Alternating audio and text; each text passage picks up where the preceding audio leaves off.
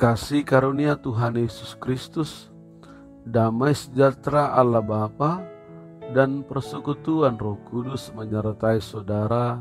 Amin. Firman Tuhan menyapa kehidupan kita pada hari ini tertulis dalam Yeremia pasal yang ke-31 ayat yang ke-18. Demikian firman Tuhan. Telah kudengar sungguh-sungguh Efraim meratap, engkau telah menghajar aku dan aku telah menerima hajaran seperti anak lembu yang tidak terlatih. Bawalah aku kembali supaya aku berbalik, sebab engkaulah Tuhan Allahku.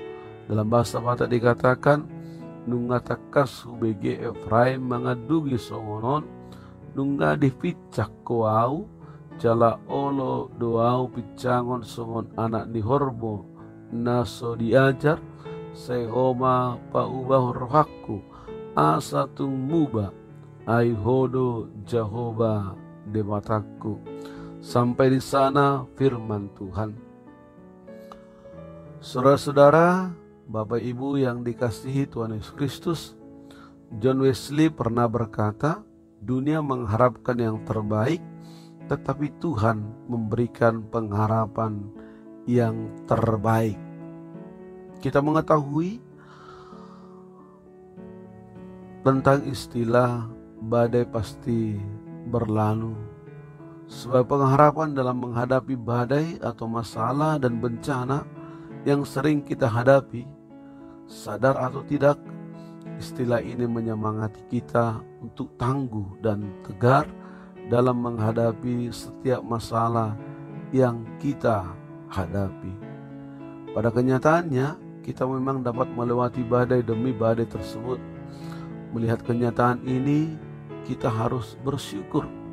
Sekalipun kita merasa berat, pada akhirnya kita mampu dan dimampukan Tuhan untuk melewatinya. Seperti apa yang dikatakan oleh John Wesley, Tuhan memberikan pengharapan yang terbaik. Sebagai orang Kristen, kita menyadari bahwa hidup kita ditopang oleh kasih karunia Tuhan. Kita diselamatkan oleh kasih karunia Tuhan, dan hidup kita setiap saat pun dipenuhi oleh kasih karunia Tuhan. Dalam Yeremia pasal yang ke-31, Tuhan menyatakan kesetiaannya untuk membawa dan memimpin dan menyelamatkan umat Israel pulang dari pembuangan Babel kembali ke tempat kediaman mereka. Setelah bangsa Israel dibuang, Nabi Yeremia mengenang kejayaan masa lalu bangsa itu. Bila kita membaca kitab Yeremia dari awal hingga akhir, kita pun akan tahu bahwa Yeremia dilanda ketakutan setiap saat, juga sering meratap. Namun di balik ketakutan dan kengerian yang ia tuliskan, ia percaya akan ada hari depan yang baik. Yeremia punya pengharapan yang baik dari Tuhan. Sebagai anak Allah, maka kita pasti akan menerima didikan daripada Bapa kita. Jika kita menghadapi masalah dalam hidup ini, jangan putus asa, tetapi tetap berseru meminta pertolongan dari Tuhan.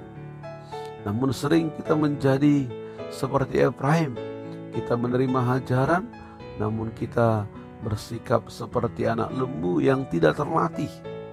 Dalam terjemahan bahasa Inggris dikatakan seperti anak lembu yang tidak terbiasa mengenakan kuk. Anak lembu ini dipasang kuk namun memberontak sehingga dia semakin kesakitan. Kalau kita tidak mengerti didikan Tuhan, kita juga akan memberontak dan menentang didikan Tuhan, bahkan mempersalahkan Tuhan.